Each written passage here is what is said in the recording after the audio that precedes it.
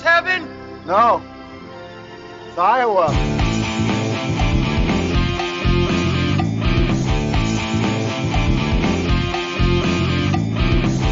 All right, Ben, I want to do 6-way parlay on the Wolves Grizzly. What's the current line? Still Timberwolves plus 2.5. Okay, I want the Wolves to cover. I want Timberwolves winning at halftime. I want points, rebounds, block shots for Cat, and I want the Wolves winning the opening tip. You take lightning bets? Yes, but you don't want any part of lightning bets. Okay, fine. $1,000 a point. What do you know? Cat this, cat that. What do you know? I don't know. I just know. Well, I'll tell you what I know. It's the dumbest fucking bet I ever heard of. I disagree. Ben. It's Uncut Gems next on the Pot of Dreams. How's it going? Hey, Howard. What's Pesach out? All right, Larry. You're a Jew again. Welcome back. I made a crazy risk to gamble, and it's about to pay off. So I want the Celtics to cover. I want the Celtics halftime. I want Garnett points and rebounds. What do you know? I don't know. I just know. Well, I'll tell you what I know. It's the dumbest fucking bet I ever heard of. I disagree. Gary. What is that? I started it. Are you serious?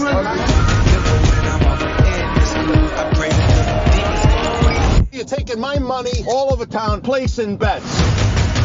I'm having very serious second thoughts. Are you serious right now? I know I fucked up. Howard, where's the money right now? Howard, got my money? Howard! Is it too late? I'm done. It means nothing. It meant nothing. Please. Give me another shot. You like to win, right? This is no different than that. Black June power, nigga. This is my fucking way. You think I'm stupid, Howard? You and your whole fucking family. I heard you resurface your fucking swimming pool. You know how that makes me feel? Never You think your life is more important than my life? I don't know who said that. I told you about how things were gonna go. You like the way things are going now? That's my family. Get the kids out of the house. You having a good time? Yes.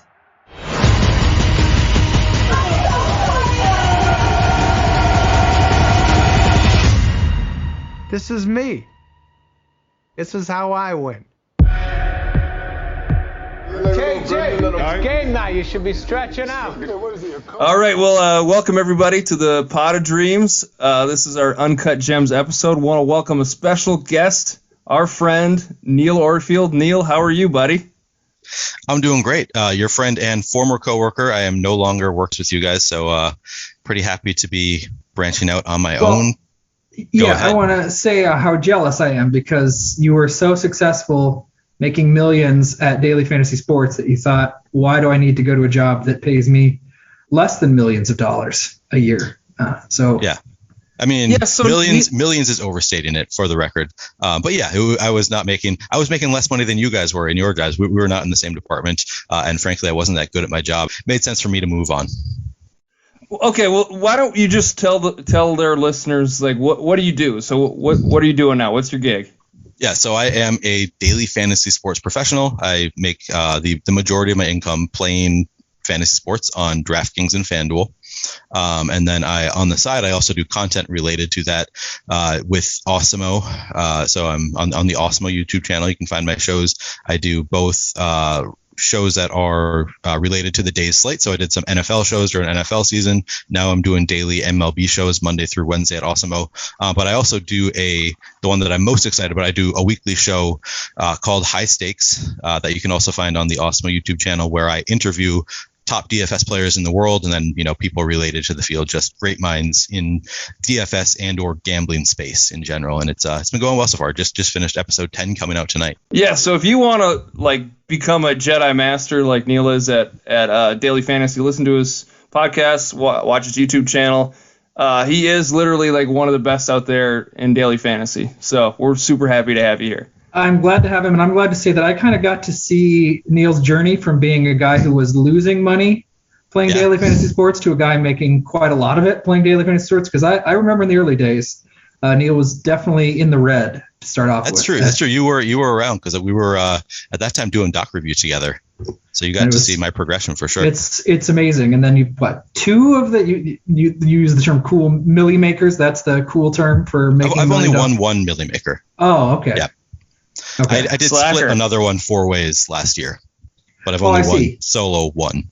Oh, I see. So you don't get to count the ones that are ties because you only took home $250,000, which is I don't kind of count like them not even worth some, the effort, really. I mean, where do you draw the line? If you count those, then if somebody splits it 500 ways, 1,000 ways, which happens sometimes, did every one of those people win a milli maker?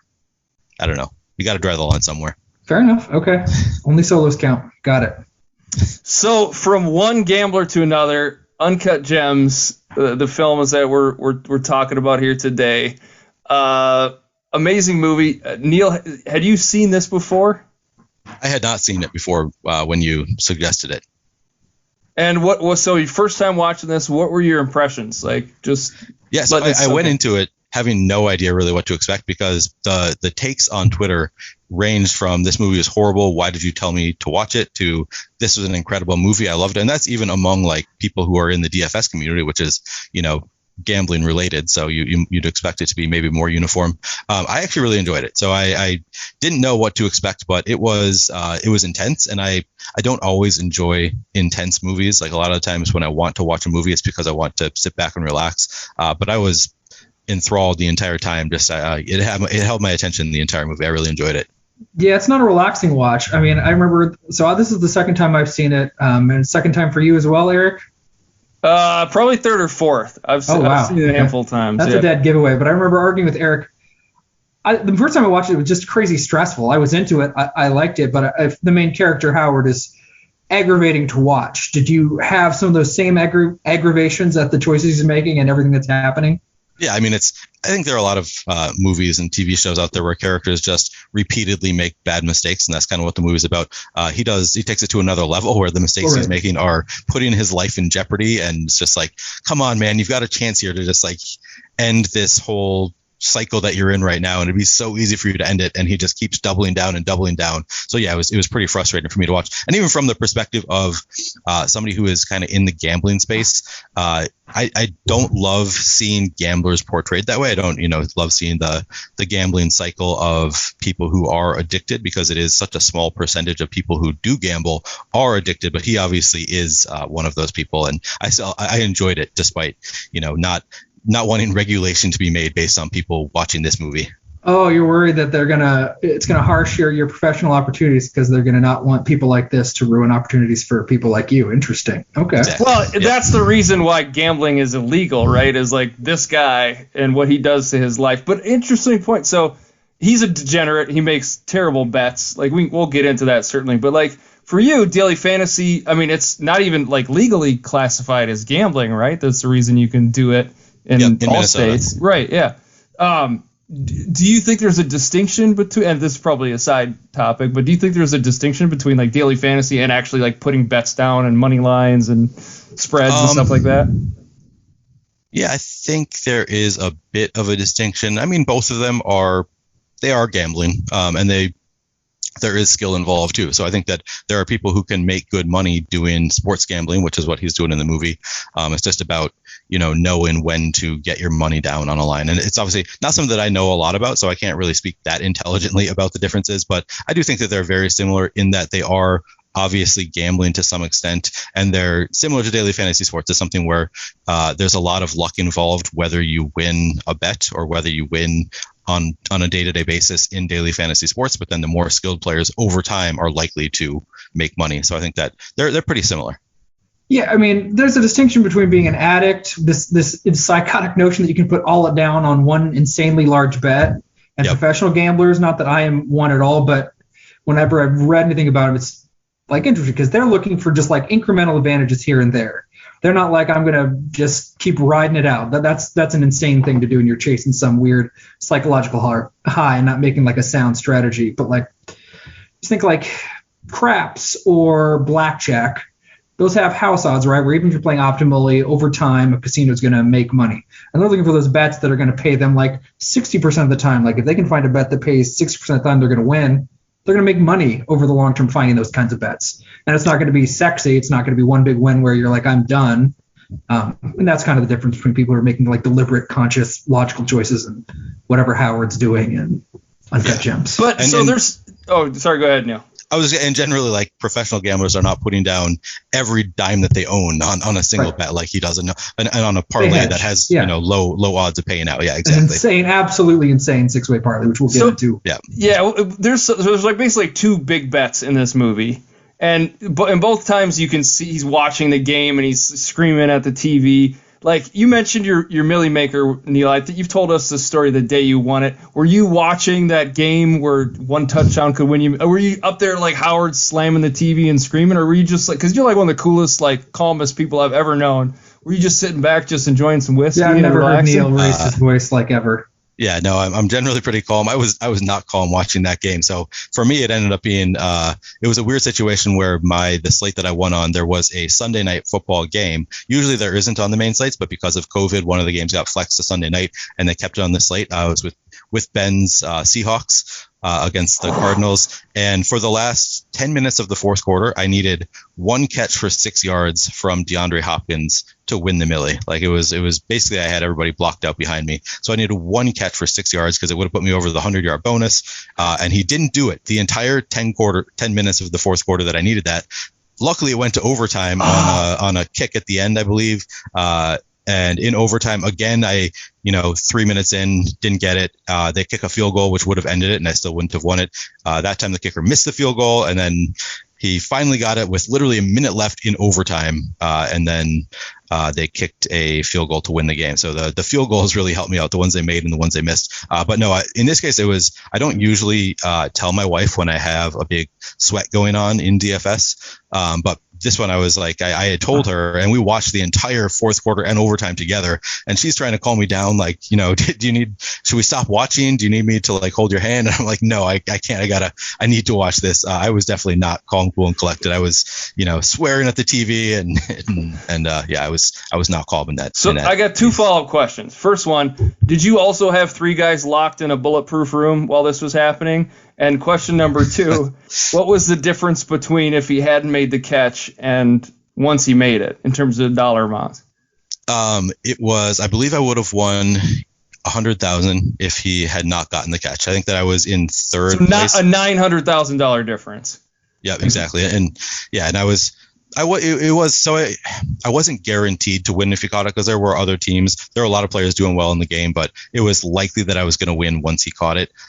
So I was kind of going back between anywhere from 50,000 to second place was 150,000 and third place was 100,000. So I was kind of in that 50,000 to 150,000 range until he caught it. And then at that point it was pretty likely I was going to win. And to answer your first question, I actually had 6 people locked in a bulletproof room the whole time. Well, hopefully, as we can see, it didn't end for you like it ended for Howard. I'm a lot smarter than Howard. I just never unlocked it. They're still actually in that room. Yeah, why let him out? Why let him out? Because he's a narcissist and he's crazy. He just thinks they're all going to be happy for him and cannot process that they've been sitting in a super hot, windowless room for 3 hours thinking about how much they hate him. Because you can see the moment one of those guys decides he's going to kill Howard. You see the look on his face. Halfway through the game, he looks at him and you're like, oh, that's when he made the choice. The second I get out of here, I'm going to put a bullet through this guy's skull. And we're jumping to the end. And I'm going to just I'm not going to bury the lead. I love this movie. I liked it even more the second time than the first time because there's this gambling level, which was kind of how we're talking about it, because he's clearly a gambling addict and insane. But it also works as a metaphor for capitalism, too. There's a whole lot of that going on, which is part of why I like it. And I want to go way back to the beginning because I forgot about the intro. It's great because we go to Ethiopia where we see some person who we don't know suffering, working in a diamond mine somewhere. He's got like a busted leg. And it goes from there. We see 2 guys end up digging out this like big ebony gem somewhere in Ethiopia to this wonderful I don't know how to call it a mash cut, but it swirls out like they're going through the caves and then it turns into the bowels of this Howard guy. It's such a wonderful cut. I love the way that transition works. Well, and then the movie ends the same way too, where it goes into bullet hole and it zooms out to space. Yeah, so. It's great. But you get introduced to this guy, and it just immediately the aggravation starts. I mean, there's just constantly yelling and him making horrible choices. Because we talked about it. He owns, I mean, this is where it's first, like, this guy should be happy with life. He owns a gem shop somewhere in like the Diamond District in New York. He's doing okay. He's got a massive apartment somewhere in New York and a very nice house. Like, he's doing well. But he's trying to look for this big score because it's never enough. He's probably one of those guys that are actually broke. Like, literally, he's like leveraged out his ass, doesn't own his house. I mean, that's the impression you get from the movie, is he really has no money, no actual real assets. It's all, that's true. He owes that it was to my somebody impression. else. Yeah, that he doesn't have any liquid money because it's all in other spots on bets, and I got that impression. Yeah, because he's just a degenerate. He borrows here and gives it to this person. He's just running his own Ponzi scheme, basically. But that's how he lives his life. Yeah, that's my impression as well. I guess hard to be happy like that when you don't have any peace because all of your money, you have so many, debt collectors coming at you. So I can see why he would not be satisfied. He then should, in my mind, he could have righted all of that when he finally had enough money to pay off those debt collectors. But obviously that was. But he also got himself into debt in the first place. And even if he'd gotten and collected on the big bet, I don't think he would be happy anyway. He would blow through that money eventually anyway. Yeah, and be back in the same position. Let it ride again. Take that money. He's just doomed to always try to get more and never be satisfied. And of course, all of his wealth comes from really other people. He has to get the loan to buy the gem. And the first bet he makes, he's literally using other people's items that aren't his and pawning them and then putting bets down. That's also like this. I mean, made me think of the stock market in the 1920s, right? Before the crash, people were literally like taking out loans and investing that money because they thought they would just make enough money because it would just skyrocket to infinity and they could pay off their creditors. And eventually that house of cards completely crumbled. And it almost does for Howard. But he's, what do you think? He's like 55. How old do we think Howard is? However old Adam Sandler is. Yeah, sure. So well, they make right him look a little younger. I mean, he's got a older teenage daughter. Yeah, so late 40s, early 50s. Yeah, that sounds about right. Yeah. So he owns a gem shop and he gets this big ebony stone, which he thinks it's a black opal. It's a black opal. There we go. Yeah, black opal. Sorry, there we go. And he's convinced that it's going to be worth $1 million if he sells it at an auction, and he pays $100,000 for it. Do we think it's actually worth $1 million? Do you think his assessment of the value? No, of course not. I mean, it was at the auction. It was assessed more, and then they drop it because he was such an asshole. They had, they put the cards where they dropped it to like 225 or something like that. So it was probably like actually. I think at some point he does admit it was like 500,000 or something like that. But yeah, this guy's. You couldn't believe a word he would say. He was complete bullshit. Do we also think that he actually paid $100,000 for it? I mean, I know that's the amount that he borrowed from his brother-in-law, and that's also the amount that he told KG he had paid for it. But my guess would be that he paid less than that for it. Right, because he didn't want to tell KG initially what it was, because he knew he'd be pissed. He's like, "Well, I already paid for it, man. Like, just tell me what you paid it." And then he probably ended up lying anyways. That was my thought. Okay, so. I love this movie too. I can't. The crazy thing about this movie, I can't talk about it without talking about Garnett. Because, he means so much to me. A couple of hardcore Timberwolves fans on the podcast. I'm wearing anybody doesn't know. Wearing his game worn jersey here. We're actually sitting here recording the day after the worst loss in Timberwolves franchise history. So it's a hard thing for me to discuss. But seeing KG in this movie triggers all of those memories for me. So 2003, 2004, Timberwolves best season in franchise history. Garnett wins MVP as the Wolves. I think they had the best record, at least in the West, maybe in the league. They get all the way to the Western Conference Finals, lose to the Lakers, and, it was an incredible season, but kind of a crappy way that it ended. They never make the playoffs again with him. He's traded a couple years later to the Celtics. He wins a title in 2008.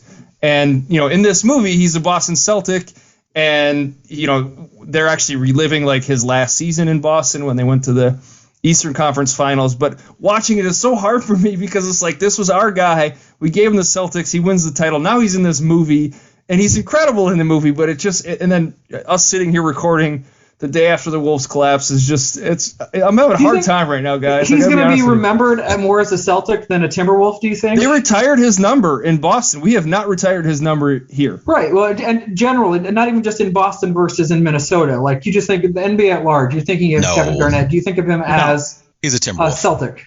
No, not to you guys. I think to general people, he's considered more a Timberwolf is, his legacy. He was the better player as a Timberwolf. He won the MVP here. He helped them win a title, so I think that's why people in Boston love him. But he was only there for like 3 or 4 seasons. Yeah. I should say, so you introduced Eric and I both as massive Timberwolves fans. I did not start becoming a Timberwolves fan until 2013, so I missed the entire KG legacy. So seeing him in the movie, it was still really cool because as a Timberwolves fan now, I see the clips all the time. I see the effect that he has on other Timberwolves fans that I interact with, but I was never really a fan of the Timberwolves during the KG era, so I don't have quite the same sentimental connection to KG that Eric does, but I still thought it was really cool to see him. I watched a little clip as I was preparing for this morning. I was watching clips, reviews, and like trying to learn stuff about the movie that maybe I'd missed. And I learned that they originally had cast Amari Stoudemire was supposed to play that role that KG was in. And then when that didn't work out because he was in season, I don't know. I can't remember. He wouldn't cut his hair. He wouldn't cut his hair. Is that right? He wouldn't cut his hair. Yeah, he didn't want it. He has like dreads now, and he wouldn't cut his hair so he looked like he did back in.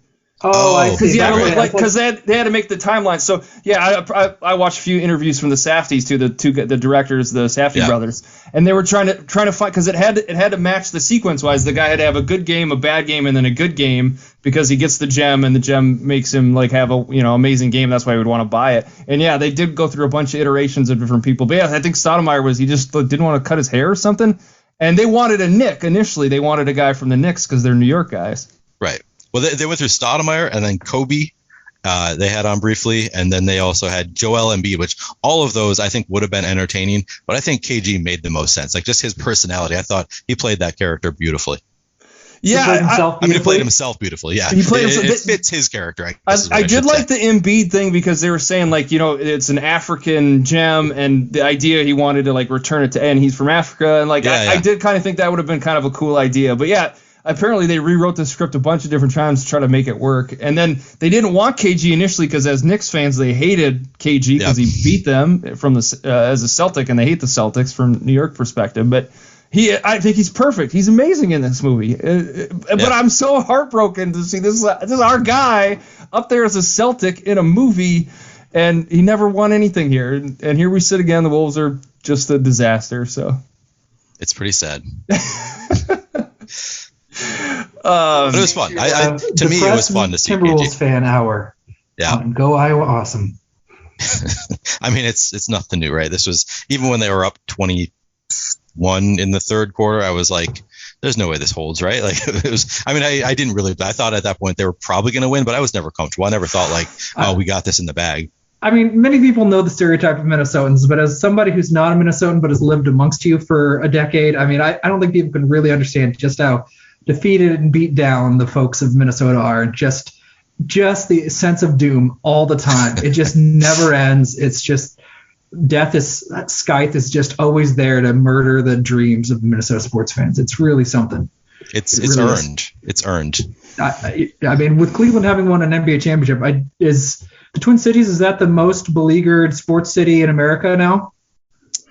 Might be Detroit. I guess the Red Wings are good. I don't know. I don't even know how to follow won an NBA championship in the year Garnett lost to the Lakers, the Pistons beat the Lakers in the finals that year, 03-04. All right, so that's pretty relatively recent. I'm trying to think that. Yeah, I mean, there hasn't been the Minnesota Miracle. The Lynx have won. The Lynx are genuinely, they're good. But I think Iowa's sports franchises are up there ahead of Minnesota, right? Their professional sports teams are better than ours, right? Better to have a losing franchise. I'm sorry. I must have misspoke because they don't have professional sports. Oh, what a trash talk. Honestly, wouldn't your life be better if no Minnesota sports teams existed? Wouldn't you be a happier human? Probably. Okay. You're not wrong. Okay. Not me, because I'm not as invested as Eric is. I mean, I'm a fan of all the Minnesota sports teams, but I don't get as emotionally invested as Eric does in the teams. Although last night I was pretty devastated by that loss. So I was at the game and it was rough. How do you reconcile your DFS with your fandom? Is it just two totally separate things? Like you're not picking Towns because he's your guy. Neil would ruthlessly root against the Timberwolves if it would make him money. Is what I think he's about to say. That is generally true. However, so it really the way that it most affects it is if I'm going to watch a Timberwolves game, I will have more Timberwolves in my lineup than I should. So like it does affect me. I looked at my ROIs across days. Like, so there's a site called RotoTrack where you can check out you can see how you do in DFS, and it tracks how you're doing for you. And one thing you can look at is your ROI on different days. And at one point I had positive ROI on every day. I no longer have positive ROI on every day. I think I have 2 days that are negative, and the one that is the most negative by far is Wednesdays, which is the day that I go to watch the Timberwolves at my brother's house. So, and I think it's because I don't play smart. I just play my Timberwolves. The Timberwolves are costing you money, Neil. Yeah, they're literally costing you money. That is true. Maybe I'd be better off without them. Oh my God. Yeah, let's see. Let's move them down to Iowa. We'll take them. The Iowa Timberwolves. Do you guys think Adam Sandler's good in this movie? He's incredible in this movie. Yeah, I thought he was great. I think he's amazing. It's incredible how he can do with an actual director without somebody who actually knows how to make a movie. He doesn't do it. He's done it like twice that I'm aware of, where Adam Sandler works with an actual movie maker, and then they get these great performances out of him. He can act really well when he's not doing a stupid Adam Sandler movie and just being an idiot. Is Punch Drunk Love the other one? That's what I would say. Yes, those are the two. Those are where like you put them in the hands of somebody who actually knows what they're doing, and you get these great performances out of Adam Sandler. But I mean, he literally he's in every scene of this movie. He carries it like through the whole. And you forget that it's Adam Sandler. Yeah. It's like he looks like Adam Sandler, but you just forget. You just totally see him as this character. It's incredible. And just the anxiety that I feel anxious watching this movie because of him. You're sort of like transcending that over to me just watching his performance. It's amazing, I think. Just like, stop. Yeah. Just stop doing this. Please stop. You're going to ruin your entire family's life. Stop it. And he cannot. I mean, it is just this insane. So I want to get into the gambling a little bit because he takes 2 big jewelry pieces. One of them... So he gets this big the opal from Ethiopia, and he shows it to Kevin Garnett in his jewelry shop. And Kevin Garnett immediately loves it. He wants it. He wants to buy it. Howard tells him no. But he says, hey, can I just borrow it for this game? I'm going to have a great game. Go ahead. Why didn't he just sell it to him directly? Well, he thought he'd get more. Why didn't he tell Garnett it's $500,000? I was saying that at the same time. Hold on. Like, just give him a big number. Take it. I mean, Garnett signed one of the biggest contracts in the history of the NBA. He could afford that shit. Like, just say $500,000. Say $1 million. Say you can have it for $1 million. Right. Worst that Garnett's going to say is no. Like, that's what it's going to cost. That's what it's going to go as an auction. So what? Then he says no, and then you sell it at the auction. But he wants to borrow it, and then he's worried. So Howard's worried that, Adam Sandler's character's worried that Kevin Garnett's not going to return it. So he gets Kevin Garnett's championship ring from the Boston Celtics, not the Minnesota Timberwolves. Anything's possible!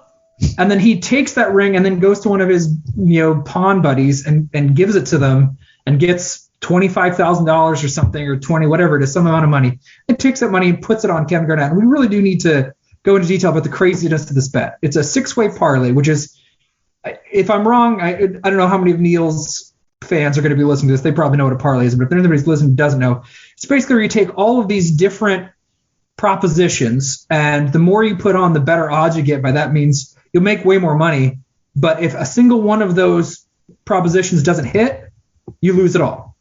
So he has 6 things that need to happen in order for him to make a lot of money. He needs, for the craziest one to me, it's definitely the tip-off. That's the last bet. Yeah. You're talking about the last. No, he does it both times. In the first time, he also has to do the opening bet. I looked at this, Eric. Yeah, okay. He did. All right. He does it both times. He says Celtics win the opening tip. Yeah.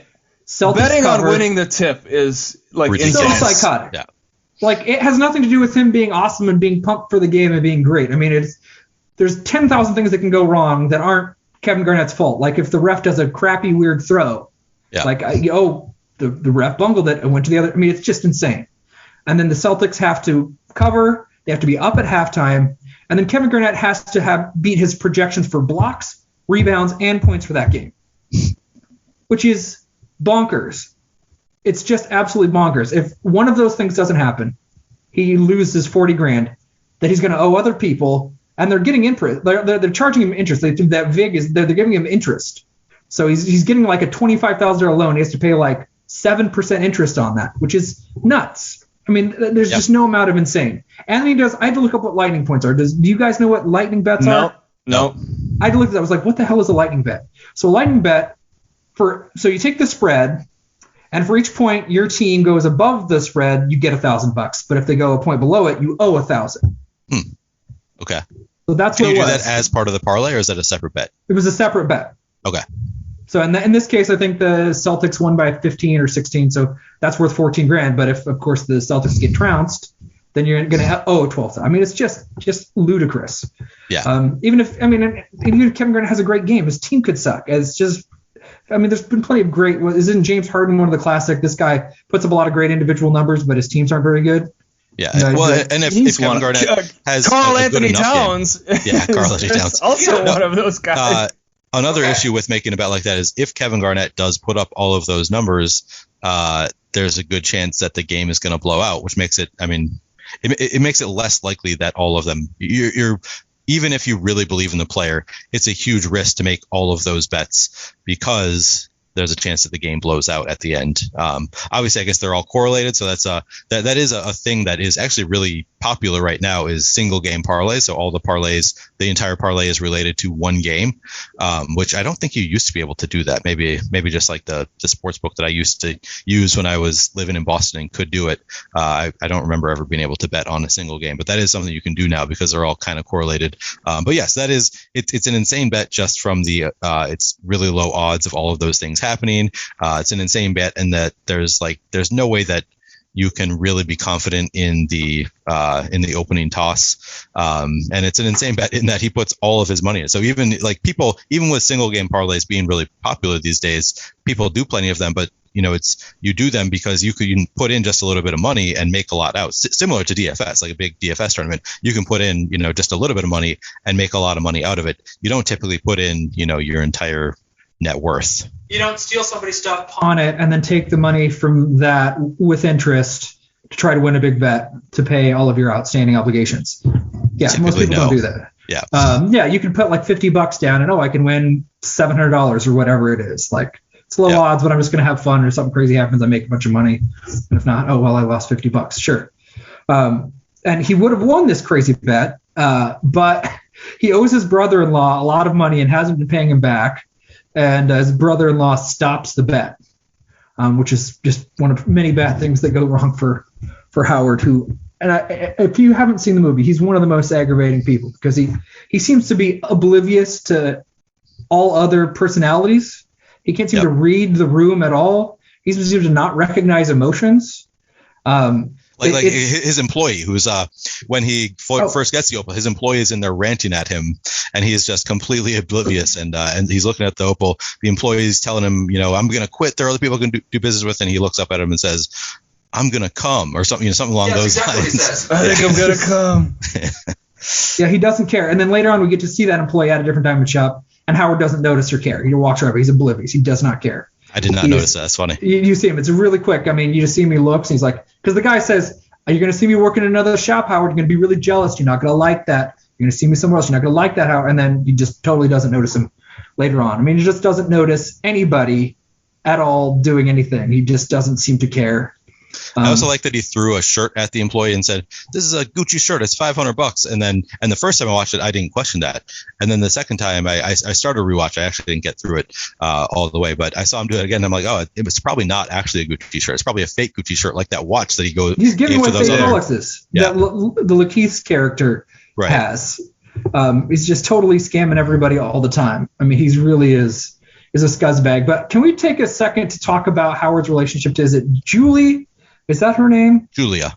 That's her real name, Julia Fox. But yeah, I think her character's name is Julia too. Okay. Yeah. Got it. Does she just genuinely love him? True love, man. It's just about money? Do you think so? Yeah. I question that too. I think that there is an element of love to it. Just because, I don't know, she really came to try to like beg for him to take her back. And he's in all this debt, so like it's not like he's really given her a lot of money. I guess she's throwing parties in his apartment, so maybe that's one of the reasons he doesn't have money is because he's given all this money to his sugar baby. So maybe I am misunderstanding the relationship, but I kind of got the impression that there was love there. Yeah, she's a train wreck, obviously, and so is he. They're like perfect for each other. She didn't cheat, so he kicks her out because he thought she was cheating on him at the weekend, which is a whole she has hilarious. options. That's crazy. Yeah, she has But options. she didn't. She kept turning him down and said no. And so she wasn't going to cheat with the weekend, big time musician. And so she just loved him. She did all that for him because she loved Howard. And so I did not get the impression that she ultimately turned down the weekend. I thought that during their interaction, it seemed like something was about to happen and then they cut away. But maybe I'm completely wrong. You've seen it more times than I have. But I was under the impression that something was happening. He grabs her hand and puts it on his junk. And she's like, stop. Don't touch me. Don't touch me. It does cut away. But when you go back in there, they're just doing cocaine together. Okay. They weren't Just that. No big deal. Well, yeah, I mean, she's a train wreck. Like I said, she's. I'm sure you'd be okay with your partners doing coke with some dude in a bathroom at a club. He's married to another woman. He's a hypocrite. I know. He's psychotic. He's absolutely insane. Yes, they're perfect for each other. She's so nice to him, and he's nothing but a jerk to her, really. Right. I don't see him be nice to her hardly ever. He knocks out her smoothie, he screams at her, he calls her name, says really awful stuff. And she's really emotionally supportive. She babies him, basically. Yeah. Like, oh, you got a new sweatsuit, honey. You look really good on you. You want to try it on? Oh, come here, baby. You want to cuddle? I know you want to cuddle. I mean, it's like bonkers to me.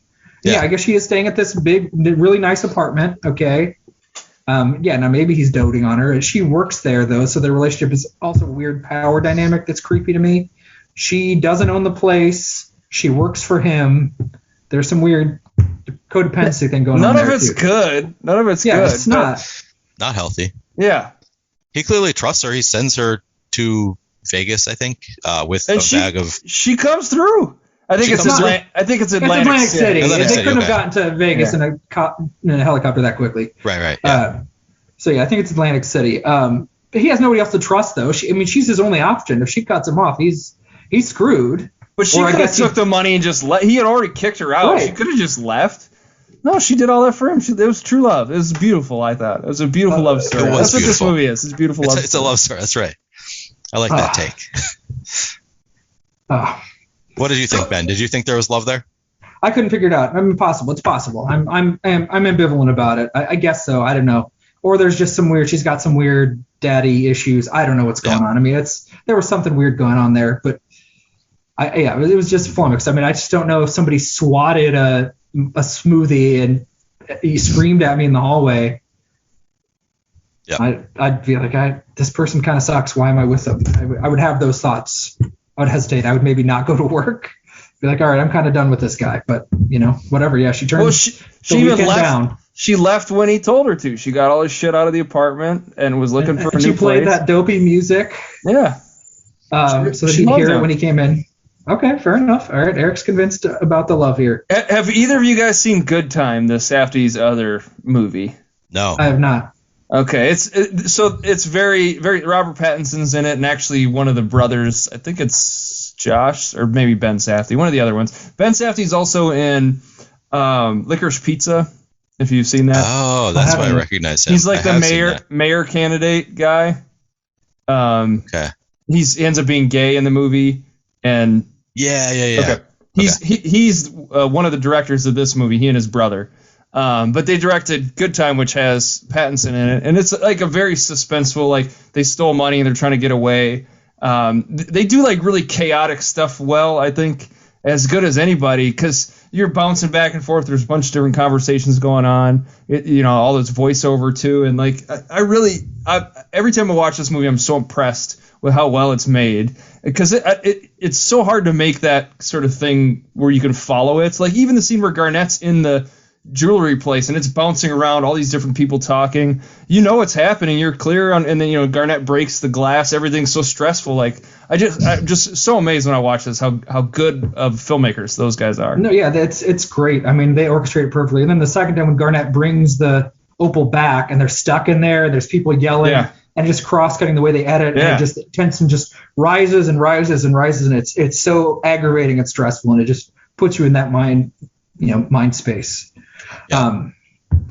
So one of the things I want to get some takes on, I thought this was just trying to figure out if there was any subtext, and maybe there's not, but so they're they're having it's a Jewish celebration. I don't want to say what it is because I don't know. I'll be wrong, but they're doing some Jewish it's Passover. ritual. Passover, Is it Passover? right? Okay. Yeah. Okay. I didn't know what time of year it was, and I didn't know. So yeah, because it's literally like this. We're in April, end of April 2022. It's occurring right at the playoffs. I think it's the Celtics. I think they're playing the Pistons, right? In like the Eastern Conference Finals. So it's late April. Yeah, it's Easter Passover celebration, I think. Got it. Okay, so we've got Adam Sandler's character, and then his brother-in-law is the guy he gets a loan from. Is his brother-in-law not Jewish? No, because the father-in-law says that. Remember, they have that little conversation where they're smoking cigars, and he's like, at least your daughter didn't marry him, because he says happy holidays. And he's like, can you believe he said happy holidays to me? Yeah, he's a goy. That's why. Okay. Right. And that's why he's not able to read the whatever the rites are that they're doing. They're doing a ritual in the case, and somebody says it in Hebrew, and then somebody else says it in English, and they go back and forth. Okay. Is there something there? Is that we just got to see a little bit of the family dynamic at that scene? We learned that he's the brother-in-law. I think that was kind of it showed us that he's the brother-in-law. We get to see the family dynamic. So now I did not catch that. So I had assumed that the brother-in-law was married to Adam Sandler's wife. Was the brother of Adam Sandler's wife in the movie. Is that not the case? So I think their wives are sisters. Okay, that makes sense then. Because when they're driving back from that party, and she's talking about how I think the daughter says that she wishes she had her life. I think that's her sister. Okay, right, that makes sense. But yeah, I think it's just it's their celebration of their Jewish tradition, and I think they just wanted to capture that in the movie. The Safdies are Jewish and they're big sports fans, and I just think it's like a reflection on experience. They have Adam Sandler's also Jewish, so I think that's what that was. If that's what I guess I didn't understand your question. Well, it also sets up that introduced us to the father-in-law, who then becomes important at the auction scene. So I think it kind of just ties everybody together. Okay. No, yeah, I didn't know if there was a criticism for the guy that loans the money, the brother-in-law, for being a jerk. Well, I don't know if so did he hire these mobster guys? They never really explained that. Does Sandler owe him money? We don't know that for sure. He gave the $100,000 to Adam Sandler. No, but that's the $100,000 for the auction, or the $100,000 before that. The $100,000 to initially acquire the opal. That came from his brother. We know that for sure. I'm 90% sure that. I don't think that's ever said in the movie. We know that he owes his brother-in-law $100,000 because there is a scene where he's on the phone with, or he leaves him a message saying that watch is worth $20,000. I want you to take that out of the $100,000, whatever. So we know that he owes him $100,000. We know that he says that he paid $100,000 for the opal. I think that it's reasonable to assume that he borrowed to buy the opal, but I don't know if it's ever necessarily because they didn't want it. They didn't want the opal because he has it a few times. If I would think if they paid for it, he would have just said, "Fine, take it." There's a scene where he punches him in the throat and then breaks his glasses. He has the opal in his hand. If they wanted it, they could have he's just like, "Fine, take it. You take it. You sell it." But I think it's an unrelated debt. I think he owed him money in a different debt. And I think you're supposed to assume that he hired these because he didn't want to. I mean, spoiler, he didn't want to kill Sandler. He gets killed too in the end, right? So I think it got in too deep. He hired guys that he didn't really know to help recover the debt because he didn't want to rough up Sandler himself, and these guys just took it too far. Right. Yeah, I don't think we ever really established the relationship that the brother-in-law has with the mobsters. It seemed like he was the boss of the he was paying mobsters. Them. I always assumed these were guys he paid. Yeah, some guys in the neighborhood or something. Yeah. Yeah, I don't know how he knew them or met them. I mean, I'm not convinced. I think the $100,000 is definitely for the opal. I mean, I don't know how he would have had money to pay for it. Who else would have loaned him? I just think they didn't want to bother selling it. They aren't convinced that it was worth anything, and they don't trust. I mean, if this guy hands you this and says, "Sell it. Here, my debt's paid." Are you going to trust it? I wouldn't. I mean, it would make sense if it's been a few months and he hasn't paid them any money yet on that loan. I mean, however long it took him to buy and acquire and get the money out. Yeah, but I mean, he owes everybody money, so it's not super important what money he owes. Yeah, because either way, they still don't want to sell the opal, even if he owes them $100,000 from something else. They still don't want to take the opal to pay that debt. I mean, they're still like, whatever. This isn't our problem. We need our money plus however much interest they charged. I got a question. Neil, did you know how this movie was going to end when you turned it on? Had it been spoiled for you? So you were totally shocked.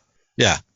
I mean, I wasn't totally shocked because I also kind of saw the writing on the wall. Like, what is I question what's going to happen when he lets these guys out of this tiny room that he's got them locked in. I definitely saw the look on the mobster's face of I want to kill you. I was shocked. Like, I was surprised. Like, I was not expecting it because in my mind, the brother-in-law was the leader of the group and the other guys, they're not going to kill him without being ordered to, and I didn't think the brother-in-law would, but yeah, I was definitely a little bit surprised. Because they do such a cool thing, like he starts watching the game and he starts getting excited, like, oh shit, like you're gonna win this money. He's like sort of proud of the brother-in-law, of Howard. He's like, all right, fucking. And then when they get out, he looks at him and he's like, awesome job. And then the guy just shoots him right in the eye. When I saw this in the theater, I was totally shocked. I was like, there was like a gasp. I remember in the theater, people were just like, oh my god, like, because it happened so quick. I think it's one of those like super surprising endings. I hope we're not spoiling it. This movie's been out since 2019, so I guess you hadn't seen it, so maybe there are folks out there, but really cool ending. If you don't know what's going to happen, it has a really surprising ending. Yeah, I would not listen to this podcast without having, seen the movie first, so I imagine most people won't, but maybe you could put a spoiler alert at the beginning. I don't know.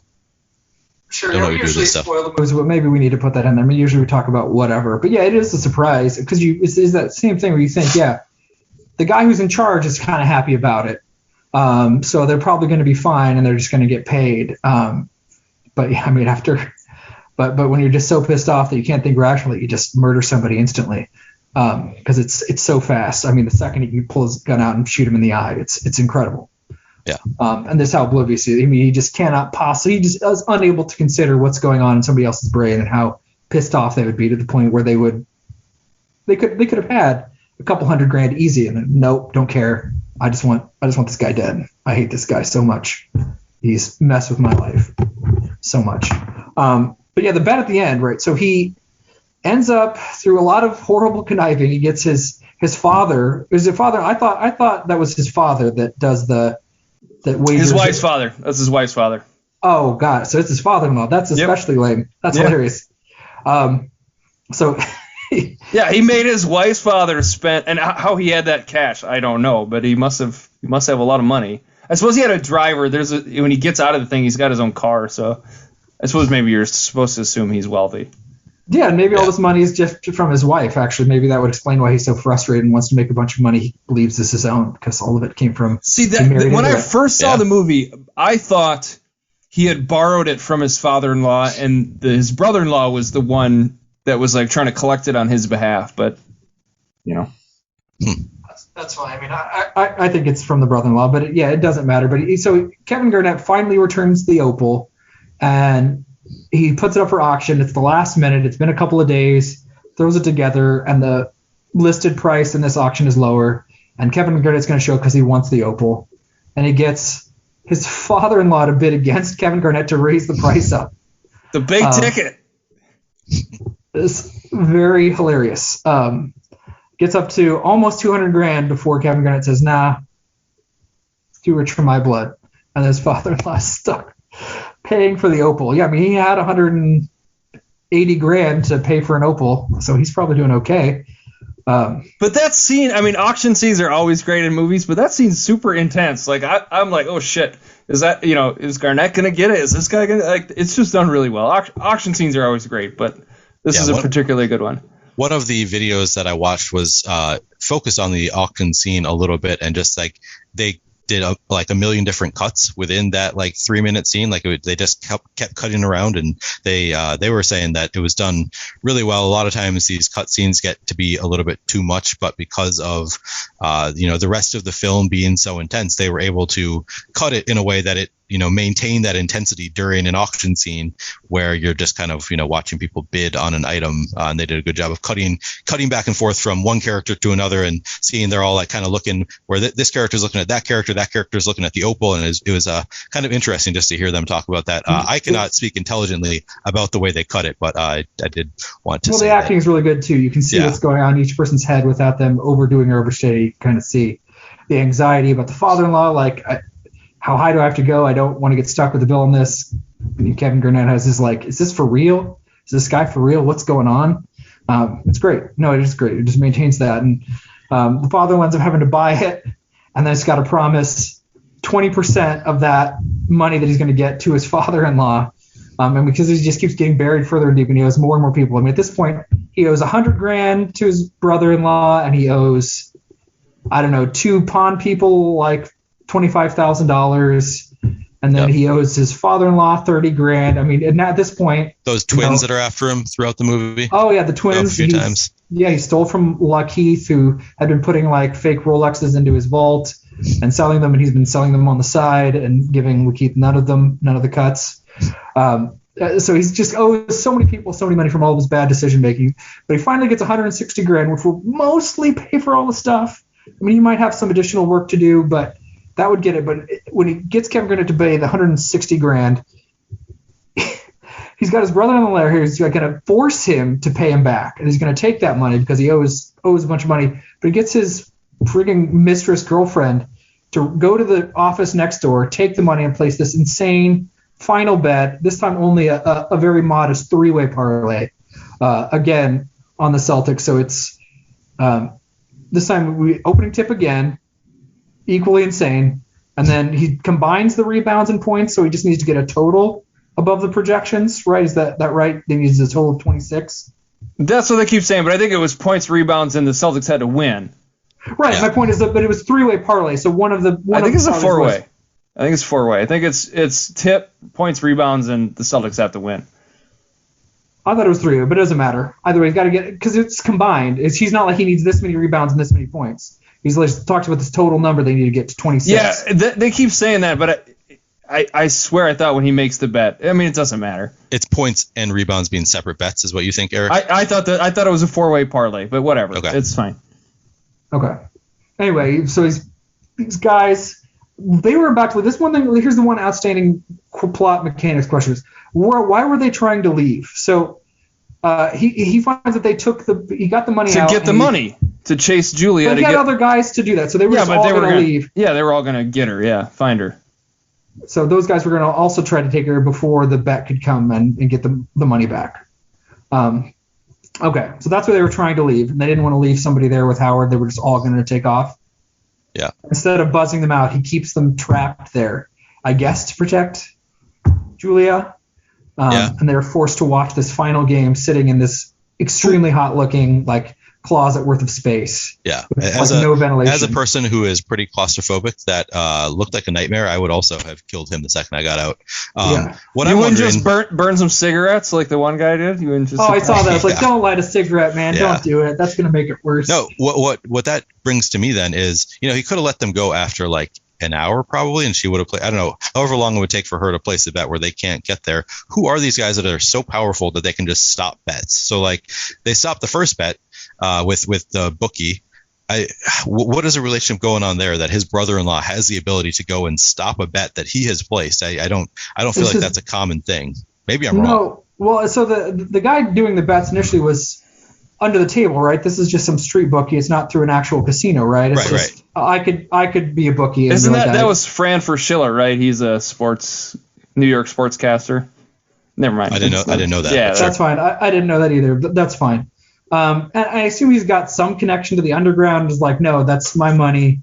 Pull it back. We're collecting that $40,000 or whatever it is. You can also cash out a ticket early. Like a lot of times on a bet, you can pay out, before the bet's over, and they'll give you a portion of the money back. So I guess if they got to her, they could cash the ticket back in before the bet was over, or just like kill her and take the ticket. Right.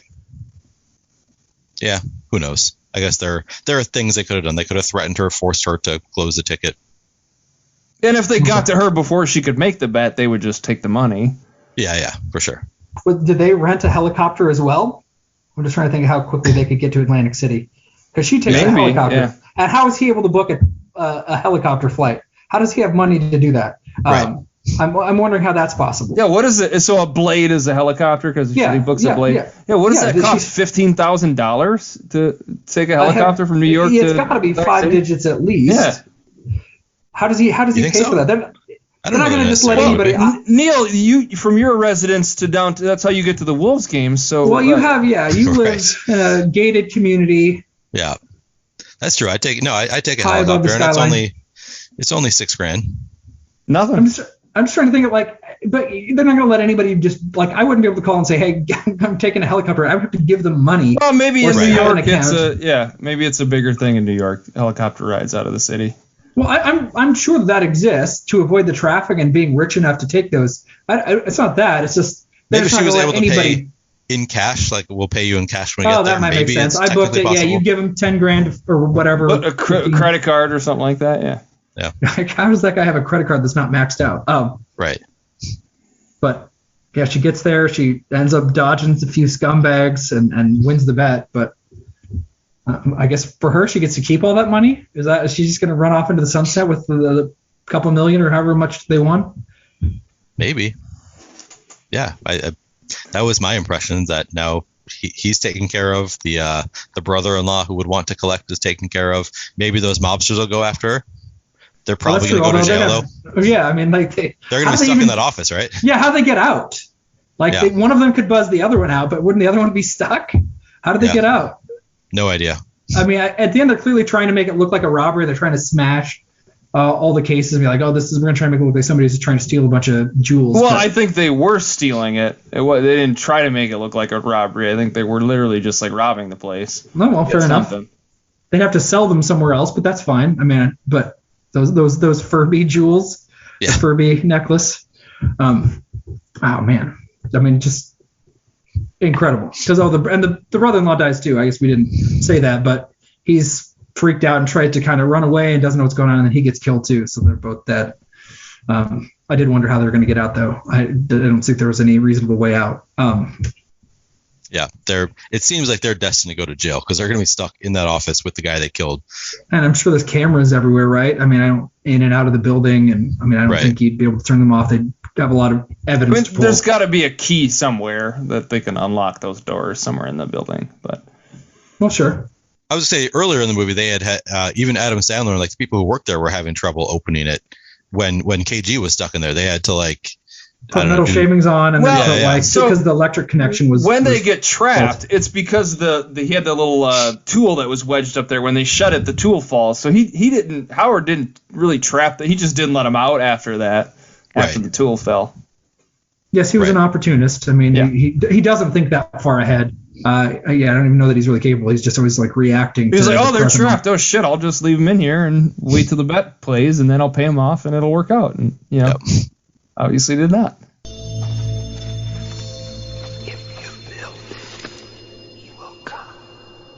Okay, should we transition to our letterbox review section here? So this is where you give the movie a rating out of 5 stars. Neil, as our esteemed guest, what would you rate this movie out of 5 stars? You can use half stars too if you want.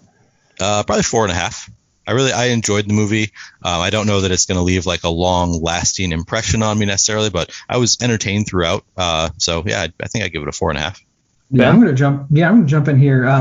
I mean, this is a 5-star movie because I can't think of really a single flaw that it has. And it does the thing where it's engaging to watch in the moment, which is what I want. And then there's a lot that I'm thinking about. So the moment where it kind of goes to the absolute next level to me is that conversation. So Howard has a conversation with Kevin Garnett towards the very end where he's getting $160,000 from Kevin Garnett in exchange for the jewel. And he tries to make this comparison that he and Kevin Garnett are the same. Look at us. We're going to do it. We're great. We're these kind of guys. We go big. Gives them this metaphor about, look, they're saying you're not going to get this many points. You think they're going to tell you your worth? And it matters a lot for him character because it tells you a lot about him as a person and how he's viewing himself and his actions and why he's doing what he's doing. But it also shows you why he's so completely wrong. Almost none of his success is his own. The only success is that he's exploiting Kevin Garnett's labor in this case, basically. And even when he first got the Opal, he was exploiting other people's, and everything comes back to this capitalism metaphor to me. I mean, the stock market is basically gambling. We can make it seem more fancy than that, but like you're putting money in because you're expecting there to be an extraction of value from what other folks are doing. That's what investing is. And he's basically investing Kevin Garnett's worth. And there's a shot at the end. Kevin Garnett wins. And there's also talk about hard work and teamwork. And that's how the Celtics are able to win. And that's how the team's able to be successful, because obviously, Kevin Garnett's great, but his teammates had to play well also in order for the Celtics to win, which was part of the bet anyway. That was Doc Rivers' real voice. Apparently, he came in and he was the Celtics coach, and he's the one that gives a speech where Garnett's at halftime and he's like rubbing the gem, and that's where you win together. Or you can't move forward together, something like that. Yeah. Yeah, but it's about teamwork and working together, and that's how success is achieved. And it's something Howard doesn't do. He doesn't work with anybody, and it's an indictment anyway. That really, I was able to pay more attention to that moment the second time I watched it, and it really resonates more, and I was able to pay more attention to what I thought there's just a lot going on here as a sort of indictment of capitalism, or at the very least, just like it's never enough. You always need more. You're never Netflix is losing money because they're trying to have growth, which is ultimately unsustainable. You can't grow indefinitely. And just didn't seem to find stability, didn't put in the hard work, and was just trying to look for the quick score. But it's great. I don't think the movie has any flaws whatsoever. How about you, Eric? I'm 4.5. I'm with Neil. The only flaw is my heart breaks when I see KG in that Celtics uniform, and I'll blame the owner of the Timberwolves for that. Glenn Taylor. Glenn Taylor, who apparently murders animals or whatever. All those protests. He roasts chickens alive. Roasts chickens alive. Yeah. So if you I got an idea. Can I just say it's not the Safdie brothers' fault? It's not a 5-star. If it weren't for Glenn Taylor, yes, you would give this a 5-star. All right, here's a criticism. You can't give this movie a 5-star. Can I give a criticism that that comes kind of from my wife? So when I was telling her that I was going to watch this movie, or that I had watched this movie, and I was telling her I really enjoyed it, she brought up the idea. So my wife, as you guys probably both know, is pretty feminist, and she asked me, are there women in the movie? And I said, yeah, there are. There's he's married, and he also has a side girlfriend, and they're kind of the only women. I mean, he's got a daughter, but really those are, I guess he's got a sister-in-law that we met at some point, but there are not many women in the movie. And then she asked a follow-up question: do you ever hear women talking together? And I guess the Bechdel test is what you're asking about. No, I don't think this movie probably doesn't pass the Bechdel test. They're talking about they want to see two women talking about something other than like their husbands, right? And the other male characters. No, not really. I mean, I would say definitely you can criticize this for not caring about women's perspective. I would say that's part of the criticism going on here. However, though, I would say the scene where Howard, when everything starts falling apart with his girlfriend, he goes to his wife and is like, let's give it another chance. Like, let's try again. Like, what do you say? And she's like, I hate you. I hate everything about you. I never want to see. Like, I thought that was pretty, like, I would have disliked it if she was like, okay, let's give it another try. Like, that would have been. Like, no, that was honest. And I will also say, I don't know that every movie has to be like a commentary on, like, it needs to have everything in it. So it's not a big issue for me, which is why I'm still giving it a 4.5. But I just thought it was an interesting thing that she brought up that I'm like, yeah, I guess it doesn't, and it does not. Like, I don't know. We get one or two lines maybe, which is probably not enough to. I don't know how many times that has happened. I mean, like his soon-to-be ex-wife, like somebody's like, "Oh, you still fit in your quinceañera dress? Isn't that amazing?" Or not bat mitzvah. There we go. Sorry, isn't that that's Idina Menzel? That's Elsa. Elsa. Okay, I was gonna say that's voice of Elsa, which is kind of. So there's a couple of like throwaway lines, but it doesn't spend a lot of time focusing on the perspective. I mean, we already know that he's a terrible husband and a terrible person, and she has reached a point where she hates him, and but yeah, I mean, it's not interested in the female perspective, but again, I think it's a criticism of this lone wolf. You can make it on your own, up by your own bootstraps. Stuff is there. But I would imagine, not to defend that, but the jewel industry in New York is probably heavily dominated by men, and basketball players, gambling is probably heavily dominated by men. So again, not to defend it, but. Yeah, I mean, I don't have a strong opinion about whether, the movie should have included more, maybe. So I am not a film critic typically. So I guess neither are we. Yeah, I mean, you guys do these shows regularly, and you guys in general, even just like going back to cafeteria conversations, you guys are more critical about films. You give a lot more thought to this stuff. I did a little bit more for this. You're doing great, Neil. You're doing great, buddy. Appreciate it, Eric. We're enthusiasts, but we're not professionals. Yeah. Not by a long shot. So I don't go into movies coming from the perspective of like you need to check these boxes. Like there needs to be a lot, like they need to push an agenda, or like I don't know, but the feminist agenda, is that what you're talking about? Well, Neil? Apparently this movie doesn't push the gambling agenda. I don't think it does. It does not portray gamblers. Unfairly portrays gamblers in a negative light. Yeah. So. No, yeah, it's fine. But your wife is totally correct in that this is a movie not interested in the female perspective. I mean, I think that's fair to say. I don't think it's trying to, which is probably better than lip service or something superficial. Right. But I mean, I love this movie. There's just loads going on, layers and layers of stuff. It makes me cry because of Garnett. Again, that's Glenn Taylor's fault, and that's also, I guess, your parents' fault for like having to be born in Minnesota. I mean, you could have been born elsewhere and not had to care about the Timberwolves, you know? Yeah. So my dad's from New York. They make some joke about he's like send those guys back to Bay Ridge with the goons. That's like literally where my dad was from. So I thought that was kind of funny. That explains a lot.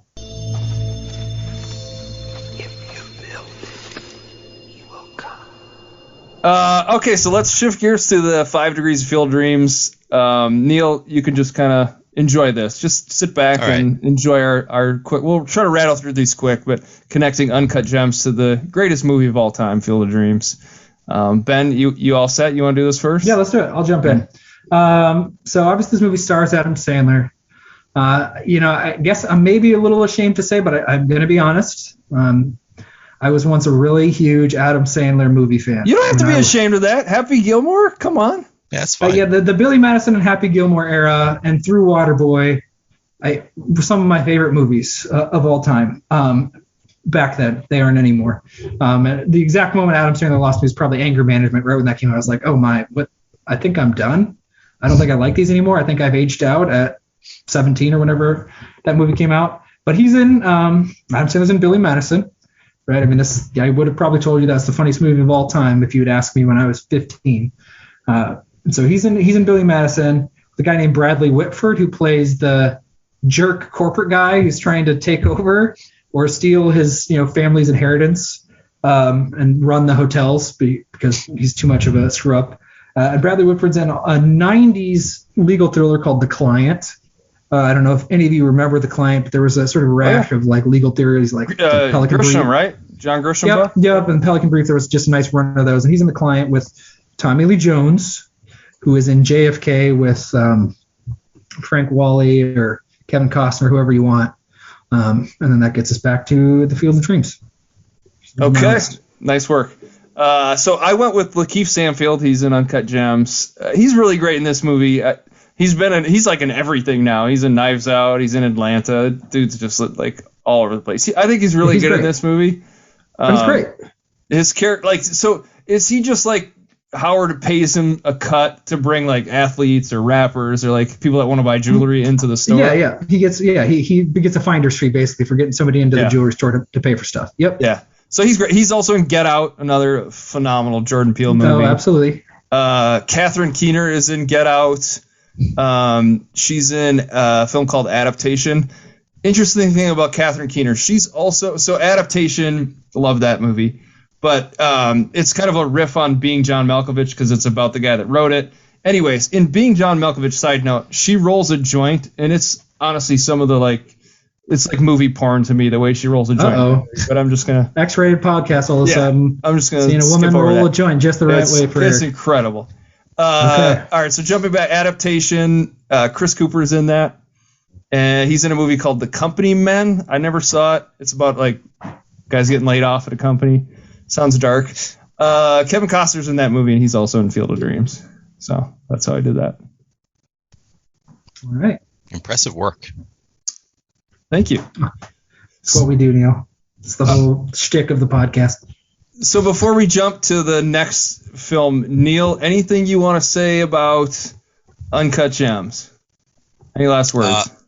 I really enjoyed it. It was, I wasn't sure I was going to because I knew it was going to be intense and because I had seen such divergent views on Twitter. But yeah, I enjoyed it from the jump. It was just had my attention the entire way. So nothing else to say, but yeah, I would recommend it. I was gonna say, I think, I guess Twitter maybe has kind of a divergent view, but I think critically it's pretty well. I was just looking up the Rotten Tomatoes score, but it was a well-reviewed movie. It made quite a bit of money too.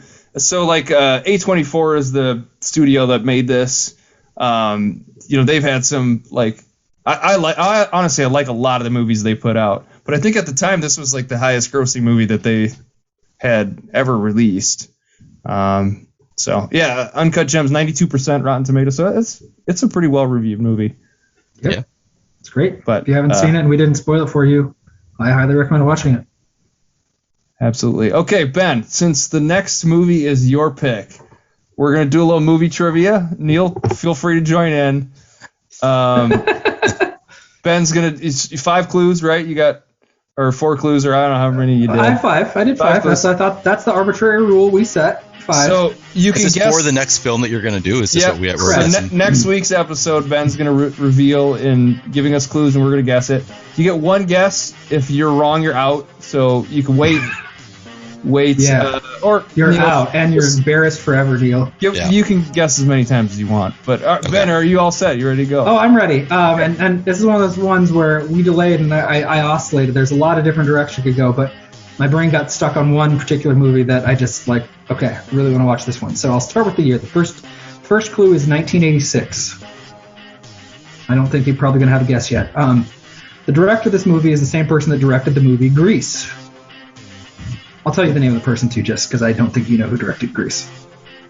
It's a person named Randall Kleiser. Does that help you? Are we allowed to use our phones? Please don't.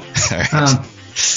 Yes, you could very easily pull together a list of every movie that person's directed. I bet Google probably knows the answer. But yeah, probably I just put that into IMDb and it would tell me exactly the movie that he made in 1986. So, okay. Correct. Yeah, right. So in this movie is the first use of digital morphing in film. So very early CGI effects, basically. Eric's thinking, but he's not there yet. Okay. We also get a very early movie role for Sarah Jessica Parker is in this. So this is clue 4. Yep. So we have one more clue. Yeah. I'm gonna make a guess. Go ahead. I could probably. Is it Rocky Horror Picture Show? No, it is not.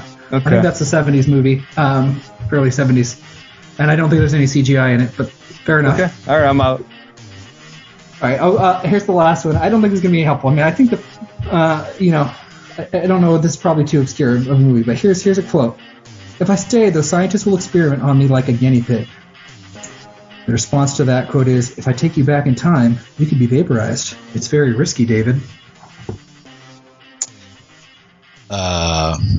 Okay.